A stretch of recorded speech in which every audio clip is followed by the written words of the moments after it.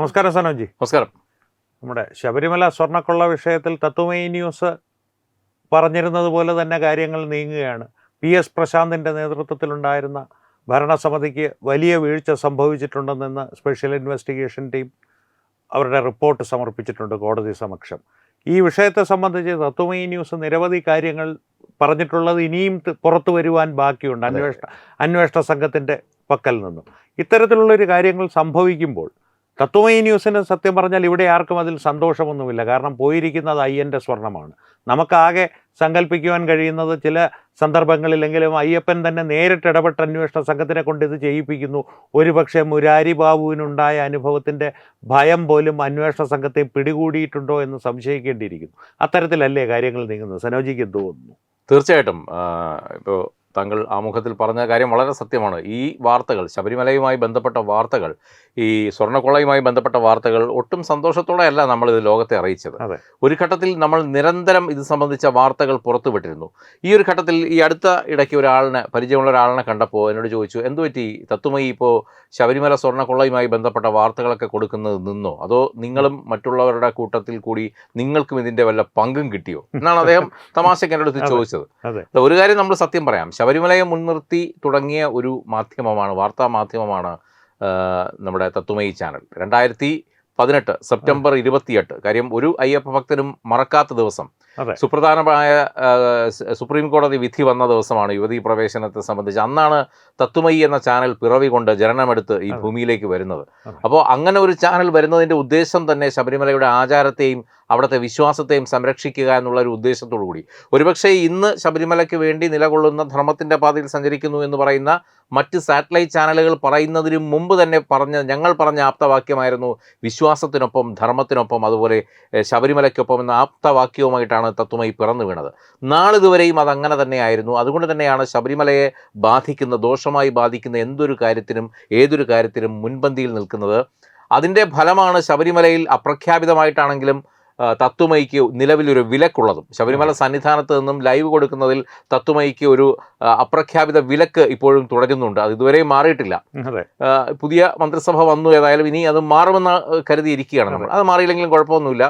ഇപ്പോൾ വാർത്തയ്ക്ക് വേണ്ടി 18-ാം പടി കയറി സന്നിധാനം വരെ എത്തണമെന്നില്ല.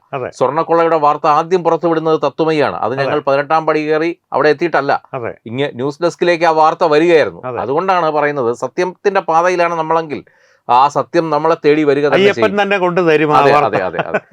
നമുക്ക് വിഷയത്തിലേക്ക് വരാം മനോജ്. ഈ ഒരു വിഷയം, അതായത് 2025 സെപ്റ്റംബർ മാസം ഓണത്തിന് നട തുറന്ന സമയത്താണ് ഏറ്റവും അവസാനമായി ശബരിമലയിൽ നിന്ന് സ്വർണ്ണപാളികൾ ഈ സ്വർണം പൂശുന്നതിന് വേണ്ടി ചെന്നൈയിലേക്ക് കൊണ്ടുപോകുന്നത്. കൃത്യമായി പറഞ്ഞു കഴിഞ്ഞാൽ 4-ാം ഓണത്തിൻ്റെ അന്ന്, കഴിഞ്ഞ സെപ്റ്റംബർ 7-ാം തീയതി രാത്രി. അന്ന് ചന്ദ്രഗ്രഹണമായിരുന്നു. ഈ ചന്ദ്രഗ്രഹണത്തിൻ്റെ മറവിൽ അന്ന് നേരത്തെ നടയടയ്ക്കുന്നു. അതിനുശേഷം അവിടെ കൂടിയിരുന്ന ചുരുക്കം ചില ഭക്തജനങ്ങൾ മാത്രമേ സന്നിധാനത്തുണ്ടായിരുന്നു. അവരെ അവിടുന്ന് എത്രയും വേഗം ഒഴിപ്പിക്കുന്നു, നടയടയ്ക്കുന്നു. അതിനുശേഷം ആ ചന്ദ്രഗ്രഹണത്തിൻ്റെ ആ ഒരു ഇരുട്ടിൻ്റെ മറവിൽ ദേവസ്വം ബോർഡ് പ്രസിഡന്റ് PS പ്രശാന്തിൻ്റെ നേതൃത്വത്തിൽ, അന്നത്തെ ദേവസ്വം ബോർഡ് പ്രസിഡന്റ് PS പ്രശാന്തിൻ്റെ നേതൃത്വത്തിലുള്ള ചില ഉദ്യോഗസ്ഥർ ചേർന്ന് ഈ ദ്വാരപാലക വിഗ്രഹങ്ങളിലെ സ്വർണ്ണപ്പാളി അഴിച്ചു മാറ്റുന്നു. അത് ചെന്നൈ സ്മാർട്ട് ക്രിയേഷൻസിലേക്ക് പമ്പയിൽ നിന്നും ഒരു ഇന്നോവ കാറിലാണ് അവർ കൊണ്ടുപോകുന്നത്. ഈ വാർത്ത, ഈ ഒരു കൃത്യമായ ഇത്രയും വാർത്ത ആദ്യമായി ലോകത്തിനെ അറിയിക്കുന്നത് സെപ്റ്റംബർ 9-ാം തീയതി രാവിലെ തത്വമയി ന്യൂസാണ്. അന്ന് നമ്മൾ പുറത്തുവിട്ട ആ വാർത്തയെ തുടർന്നുണ്ടായ കോലാഹലങ്ങളാണ് ഇന്ന് കാണുന്ന ഈ അന്വേഷണങ്ങളും മറ്റെല്ലാ കാര്യങ്ങളും. അവിടെ എത്തി നിൽക്കുമ്പോൾ ഇപ്പോൾ നമുക്ക് പറയാനുള്ളത്, നമ്മൾ ആദ്യം മുതൽ പറയുന്ന ഒരു കാര്യമുണ്ട്. ഈ ഒരു കുറ്റകൃത്യത്തിൽ PS പ്രശാന്തിൻ്റെ നേതൃത്വത്തിലുള്ള ദേവസ്വം ബോർഡിൻ്റെ പങ്ക് അത് തള്ളിക്കളയാനാവുന്നതല്ല. കാര്യം മറ്റന്വേഷണമൊക്കെ പിന്നീട് വന്നപ്പോഴും പ്രശാന്ത് ഉൾപ്പെടെയുള്ളവർ പറഞ്ഞത് 2019 സംഭവിച്ച കളവാണ് അവിടുത്തെ ഏറ്റവും വലിയ കാര്യം. ഞങ്ങൾ ചെയ്തിരിക്കുന്നതെല്ലാം നിയമാനുസൃതമായിട്ടാണെന്ന്. അന്നും നമ്മൾ ചോദിച്ചിരുന്നു, എങ്ങനെയാണ് ഈ രാഖി രാമായണം ആരുടെയും അറിയിപ്പില്ലാതെ, പ്രത്യേകിച്ചും സ്പെഷ്യൽ കമ്മീഷണറുടെ അറിയിപ്പില്ലാതെ ഈ സ്വർണ്ണങ്ങൾ അവിടുന്ന് ഇളക്കിക്കൊണ്ട് പോകുന്നത് അതൊരു ഗുരുതരമായ പിഴവല്ലേ എന്ന് ചോദിച്ചു. ഇതിനുശേഷം ദിവസങ്ങൾക്ക് ശേഷം പന്തളം കൊട്ടാരത്തിൽ വെച്ച് PS പ്രശാന്തിനെ കണ്ടപ്പോൾ, അന്ന് ഞാൻ മറ്റൊരാവശ്യവുമായി അവിടെ എത്തിയതാണ്. അപ്പോൾ അവിടെ വെച്ച് കണ്ടപ്പോൾ അദ്ദേഹത്തിൻ്റെ ഒരു ബൈറ്റ് എടുത്തു ഞങ്ങൾ, PS പ്രശാന്തിൻ്റെ. അന്ന് അദ്ദേഹത്തോട് ഞാൻ ഈ ചോദ്യം തന്നെ ചോദിച്ചു, ഇതെങ്ങനെയാണ് നിങ്ങൾ പറയുന്നു ഇത് കൃത്യമായ അനുമതിയോടുകൂടിയാണ് കൊണ്ടുപോയതെന്ന്, മറുഭാഗത്തോടുകൂടി സ്പെഷ്യൽ കമ്മീഷണർ റിപ്പോർട്ട് കൊടുത്തിരിക്കുന്നു. സ്പെഷ്യൽ കമ്മീഷണർ റിപ്പോർട്ട് ഇല്ലാതെയാണ് കൊണ്ടുപോയിരിക്കുന്നത്. കോടതി കൃത്യമായി ഒരു ഉത്തരവിറക്കിയിരുന്നു, സ്പെഷ്യൽ കമ്മീഷണർ റിപ്പോർട്ട് ഇല്ലാതെ സ്വർണം ഒരു കാരണവശാലും ഇത്തരത്തിലുള്ള വിലപിടിപ്പുള്ള ഒരു സാധനവും 18-ാം പടി കടന്ന് താഴേക്ക് പോകരുത്. മാത്രമല്ല, അങ്ങനെ എന്തെങ്കിലും പോകണമെങ്കിൽ തന്നെ അത് സ്പെഷ്യൽ കമ്മീഷണർ ഉത്തരവ് വേണം, കോടതിയുടെ പ്രത്യേക അനുമതി വേണം. ഇത് രണ്ടുമില്ലാതെ എങ്ങനെ പോയി എന്നുള്ളത് ചോദ്യം ചെയ്തപ്പോൾ അന്ന് PS പ്രശാന്ത് തത്തുമയോട് പറഞ്ഞത് ഇതൊരു ടെക്നിക്കൽ മിസ്റ്റേക്ക് മാത്രമാണ്, ഒരു ലെറ്റർ കൊടുത്താൽ തീരാവുന്ന പ്രശ്നമേ ഉള്ളൂ, അത് ഞങ്ങൾ അടുത്ത ആഴ്ച ലെറ്റർ കൊടുക്കും, സ്പെഷ്യൽ കമ്മീഷണറെ കണ്ട് കാര്യങ്ങൾ ബോധിപ്പിക്കും, അതോടുകൂടി ഈ പ്രശ്നം സോൾവ് ആകുമെന്നാണ് അദ്ദേഹം പറഞ്ഞത്. പക്ഷേ അന്ന് തന്നെ നമ്മൾക്കറിയാമായിരുന്നു ഇത് അങ്ങനെ സോൾവ് ആകുന്ന ഒരു പ്രശ്നമല്ല. കാര്യം അപ്പുറത്തെ വശത്ത് അഡമൻ്റായിട്ട് നിൽക്കുന്നത് കൃത്യനിഷ്ഠയോർന്നു കൂടി പ്രവർത്തിക്കുന്ന ഒരു നിയമപാലകനാണ്. അദ്ദേഹമാണ് ശബരിമലയുടെ സ്പെഷ്യൽ കമ്മീഷണറായിട്ടുള്ള ജയകൃഷ്ണ സാർ. അദ്ദേഹം വളരെ അഡമൻ്റായിട്ട് നീങ്ങിയോണ്ട് മാത്രമാണ് ഈ ഒരു കൊള്ള, ഇത്രയും വലിയ കൊള്ള പുറത്തു വരുന്നത്. അദ്ദേഹം ഒറ്റയ്ക്ക് പോരാടിയപ്പോൾ ഒരുപക്ഷെ ഈ പറഞ്ഞതുപോലെ അയ്യപ്പൻ അദ്ദേഹത്തിലൂടെ ആയിരിക്കും പ്രവർത്തിച്ചത്. കാര്യം ഈ ഒരു കേസിൽ ഏറ്റവും ഒന്ന് പറഞ്ഞോട്ടെ സനോജി ഇപ്പോൾ ഈ പറഞ്ഞ ഒരു ലെറ്റർ കൊടുത്താൽ ടെക്നിക്കൽ മിസ്റ്റേക്ക് ആണ്, സാങ്കേതികമായ പിഴവാണ്, അല്ല അത്രയും ലഘൂകരിച്ചാണ് അദ്ദേഹം ആ വിഷയത്തിൽ ഇത് കേൾക്കുമ്പോൾ എനിക്ക് ഓർമ്മ വരുന്നത് GST അടച്ചില്ലേ പിന്നെന്താ പ്രശ്നമെന്നുള്ള വീണാ വിജയന്റെ കേസിലെ വാദമാണ്. തുടർന്നുള്ള സനോജി, ഞാൻ ഇടയ്ക്ക് അല്ല ഇത് കമ്മ്യൂണിസ്റ്റുകാരുടെ പൊതുവെയുള്ള ഒരു പ്രശ്നമാണ്. PS പ്രശാന്തിന് കമ്മ്യൂണിസ്റ്റ് ബാക്ക്ഗ്രൗണ്ട് അല്ല, അദ്ദേഹം കോൺഗ്രസിൽ നിന്ന് വേലിചാടി വന്ന ആളാണ്. പക്ഷെ ഇവിടെ വന്നപ്പോ പക്ഷെ ആ നിറം പെട്ടുപോയി. അന്ന് മുതൽ തന്നെ നമ്മൾ ഇത് സംബന്ധിച്ച നിരവധി വാർത്തകൾ പുറത്തുവിട്ടിട്ടുണ്ട്. ഇതിൽ PS പ്രശാന്ത് ആണ് ഇതിന് പിന്നിൽ പ്രവർത്തിച്ച ഏറ്റവും വലിയ ആളെന്നുള്ളതിന്റെ കൃത്യമായ തെളിവ് ഞങ്ങൾ തന്നെയാണ് പുറത്തുവിട്ടത്. കാര്യം ജൂലൈ മാസത്തിൽ ഈ ശബരിമല ഉൾപ്പെടെയുള്ള ദേവസ്വം ബോർഡ് ക്ഷേത്രങ്ങളിലെ ഇത്തരത്തിലുള്ള സ്വർണം പൂശലുമായി ബന്ധപ്പെട്ട ഒരു ചോദ്യം വന്നു, ഒരു എൻക്വയറി വന്നു. ആ എൻക്വയറി വന്നപ്പോൾ അന്നത്തെ തിരുവാഭരണം കമ്മീഷണർ ഒരു പ്രത്യേക ഓർഡർ ഇറക്കിയതിൽ കൃത്യമായി പറയുന്നുണ്ടായിരുന്നു, ഇത് ശ്രീവല്ലഭ ക്ഷേത്രവുമായി ബന്ധപ്പെട്ടിട്ടാണ് ഈ ഒരു ഓർഡർ ഇറങ്ങുന്നത്. ഈ തെക്കൻ, അതായത് തിരുവിതാംകൂറിൽ അല്ലെങ്കിൽ ഈ തിരുവിതാംകൂർ ദേവസ്വം ബോർഡിൻ്റെ കീഴിലുള്ള ക്ഷേത്രങ്ങളിൽ, തെക്ക് ഭാഗത്തുള്ള ക്ഷേത്രങ്ങളിൽ ഇത്തരത്തിലുള്ള സ്വർണം പൂശലിന് വേണ്ടിയുള്ള സാങ്കേതിക പ്രക്രിയയ്ക്ക് ഒട്ടും അനുയോജ്യമല്ലാത്ത ഇടമാണ് സ്മാർട്ട് ക്രിയേഷൻസ്. അതുകൊണ്ട് യാതൊരു തരത്തിലും അവരെ ഇതുമായി കണക്ട് ചെയ്യേണ്ടത് കാര്യമില്ല എന്ന് ബന്ധിപ്പിച്ചുകൊണ്ട് തിരുവാഭരണം കമ്മീഷണറുടെ ഒരു ഓർഡർ, ദേവസ്വം ഓർഡറാണ് ഇത്, നമ്മളന്ന് ഇതിൻ്റെ തെളിവ് സഹിതം പുറത്തുവിട്ടതാണ്.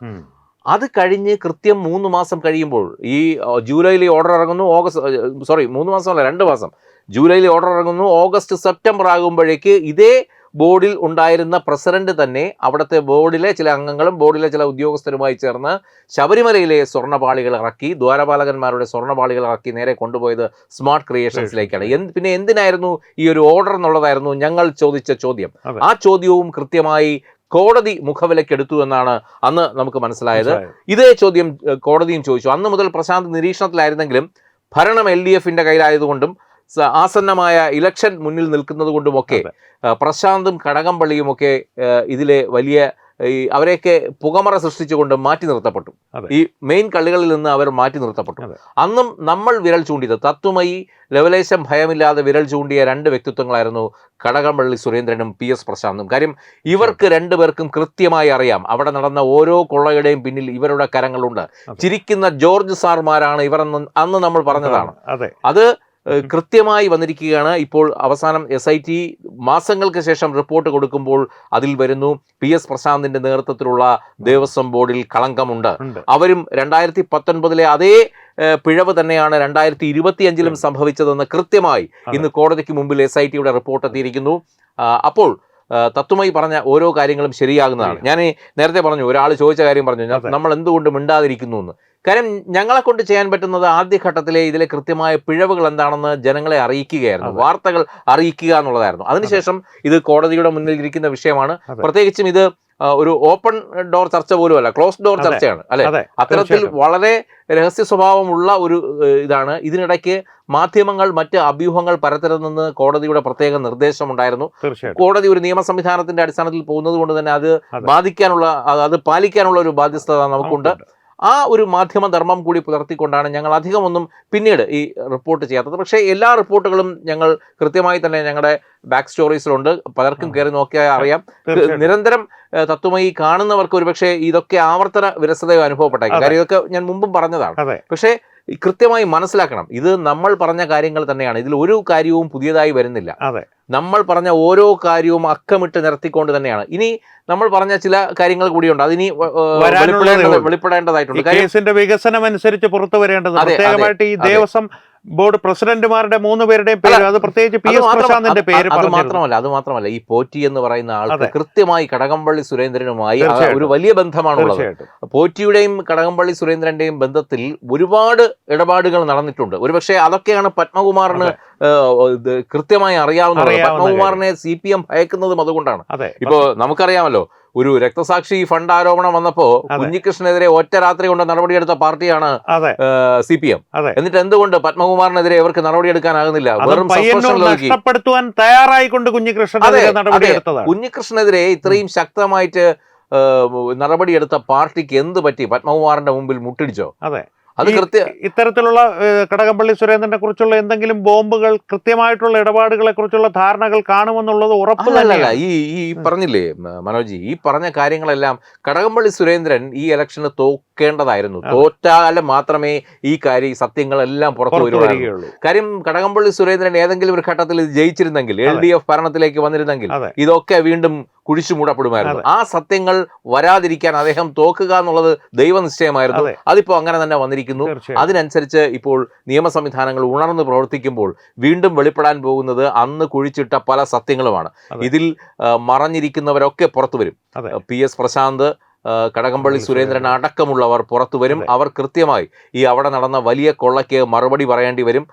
അത് മാത്രമല്ല, PS പ്രശാന്തിനെതിരെ ഇത് മാത്രമല്ല നമ്മൾ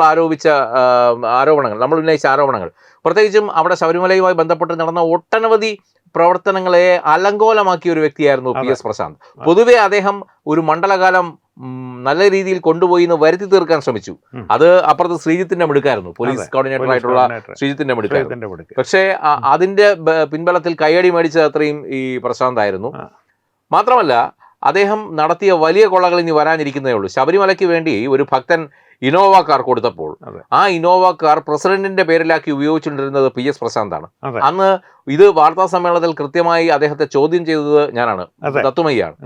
ഇതിനൊക്കെ ഉള്ള ഒരു വിരോധമാണ് അദ്ദേഹം മനസ്സിൽ സൂക്ഷിച്ചുകൊണ്ട് തത്വമയിക്ക് ശബരിമലയിൽ മകരവിളക്ക് സമയത്താണ് ഈ ഇത്തരത്തിൽ അപ്രഖ്യാപിതമായ ഒരു വിലക്ക് ഓൺലൈൻ ചാനലിന് 18ാം പടിക്ക് മുകളിൽ നിന്ന് തത്സമയം നൽകാനാകില്ല എന്ന് പറഞ്ഞുകൊണ്ടാണ് അന്നൊരു അപ്രഖ്യാപിതമായി, ഇത് പേപ്പറിലൊന്നും അടിച്ചു തന്നിട്ടില്ല, ഇതൊരു അപ്രഖ്യാപിതമായ ഒരു വിലക്കാണ്. തത്വമയുടെ മൈക്ക് കണ്ടപ്പോഴാണ് അത്തരത്തിലൊരു പ്രഖ്യാപനം തന്നെ അവർ കൊണ്ടുവന്നത്. അതിൽ ഏറ്റവും രസകരമായ കാര്യം എന്ന് വെച്ചാൽ, ഈ ശബരിമലയുടെ ഇത്തരത്തിലുള്ള ശബരിമലക്കെതിരെ പ്രവർത്തിക്കുന്ന ശക്തികൾക്ക് വേണ്ടി ശക്തിയുക്തം വാദിക്കുന്ന തത്വമയിക്ക് 18ാം പടിക്ക് മുകളിൽ സ്ഥാനമില്ലാത്തപ്പോൾ 18ാം പടിക്ക് മുകളിൽ ജിഹാദികളുടെ നാക്കായ മീഡിയ 1 3ഉം 4ഉം ക്യാമറ ഉപയോഗിച്ച് ലൈവ് ചെയ്യുന്ന കാഴ്ചയും ഞങ്ങൾ അവിടെ കണ്ടു. അത് വളരെ വിരോധാഭാസമായ ഒരു കാര്യമാണ്. അതെ, അവിടെ എന്താണ് നടക്കുന്നതെന്നുള്ളതിന്റെ പ്രത്യക്ഷമായൊരു തെളിവ് തന്നെയാണത്. ആർക്കാണ് അവിടെ സ്വീകാര്യത, ആരവിടെ അസ്വീകാര്യരാകുന്നു എന്നുള്ളത് തന്നെ ഈ ഒരു പ്രവർത്തനത്തിന് നമ്മൾ പറഞ്ഞത് സത്യമാണെന്നുള്ളതിന്റെ ഒരു തെളിവാണ്. ഇനി ഈ കടകംപള്ളി സുരേന്ദ്രനിൽ മാത്രം ഇത് ഒതുങ്ങുമെന്നും എനിക്ക് തോന്നുന്നില്ല. അല്ല, നമ്മളന്ന് ഇപ്പോൾ അന്ന് എനിക്ക് തോന്നുന്നു എൻ്റെ കൂടെ കുമാറാണ് ചർച്ചയിലുണ്ടായിരുന്നത്. അന്ന് നമ്മൾ നിരവധി ചർച്ചകളിൽ ഇത് ചർച്ച ചെയ്തതാണ്. കാര്യം എങ്ങനെ ഈ സ്വർണം എവിടേക്ക് പോയി എന്നുള്ളത്. ഇടയ്ക്ക് ഒരു ഘട്ടത്തിൽ SIT അന്വേഷണം കൃത്യമായ പാതയിൽ പോയതാണ്. ഇത് ഹൈദരാബാദിലും ചെന്നൈയിലുമൊക്കെ പോയെങ്കിലും പക്ഷെ അവിടെയും ഇവർ വഴിതെറ്റി സഞ്ചരിച്ചു. ഇത് വീണ്ടും ചെന്നൈയിലും ഹൈദരാബാദിലുമൊക്കെ തന്നെ പോകേണ്ടതായിട്ടുണ്ട്. കാര്യം വലിയ ആളുകൾ ഇതിൽ ഇടപെട്ടിട്ടുണ്ട്. മാത്രമല്ല, ഇത് കടൽ കടന്നു എന്നുള്ളതും ഒരു പരിധിവരെ സത്യമാണെന്ന് നമുക്ക് പറയേണ്ടി വരും. കാര്യം ഇതൊക്കെ കോടതിയുടെ നിരീക്ഷണത്തിലിരിക്കുന്ന ആയതുകൊണ്ട് ഇതിങ്ങനെയാണ് എന്ന് പറയാൻ നമുക്കിപ്പോൾ നിർവാഹമില്ല. പക്ഷേ സത്യം തെളിയേണ്ടതായിട്ടുണ്ട്. ആ സത്യത്തിന്റെ പുറകെയാണ് ഇപ്പോൾ കോടതി ആ സത്യം തേടുകയാണ്. അതിനോടൊപ്പം തന്നെ തത്വവും ഉണ്ട്. ഒപ്പം തന്നെ സനോജി പറഞ്ഞതുപോലെ കടൽ കടന്നു എന്നുള്ളത് കൊണ്ട് പറഞ്ഞതുകൊണ്ട് ഒരു കാര്യം കൂടി ഞാൻ കൂട്ടിച്ചേർക്കുകയാണ്. ഇപ്പോൾ സമീപ ദിവസങ്ങളിലായി പലരുടെയും ദുബായിലൊക്കെയുള്ള ഒളിത്താവളങ്ങളെയും ഒളിസങ്കേതങ്ങളെയും കുറിച്ചുള്ള വാർത്തകളും വരുന്നുണ്ട്. അതിനെയൊക്കെ കുറിച്ചുള്ള കാരണഭൂതനോ ആരൊക്കെയാണ് ഇതിന്റെ പിന്നിൽ?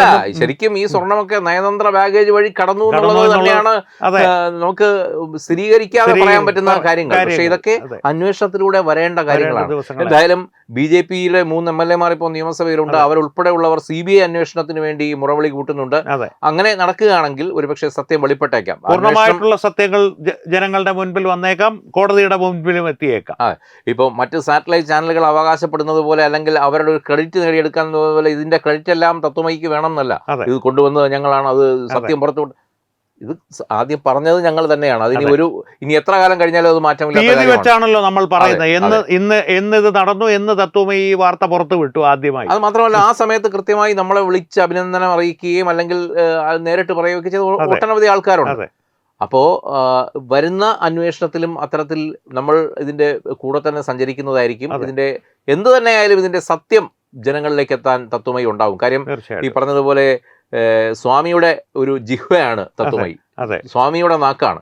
ജയകുമാർ സാറിലൂടെ സ്വാമി പ്രവർത്തിച്ചതുപോലെ ഞങ്ങളിലൂടെയും സ്വാമി പ്രവർത്തിക്കുകയാണെന്ന് ഞങ്ങൾ കോടാനുകോടി അയ്യപ്പന്മാർ അയ്യപ്പനിൽ വിശ്വസിക്കുന്നത് പോലെ തന്നെ ഇന്ന് സത്യമറിയാൻ തത്വമയിയെയും വിശ്വസിക്കുന്നുണ്ട്. അതുകൊണ്ട് തന്നെ ഈ വാർത്ത അവസാനിപ്പിക്കുമ്പോൾ ഞങ്ങൾക്ക് പറയാനുള്ള ഒരു കാര്യം, 8 ലക്ഷം സബ്സ്ക്രൈബേഴ്സുമായി തത്വമയുടെ യൂട്യൂബ് ചാനൽ മുന്നോട്ട് പോവുകയാണ്.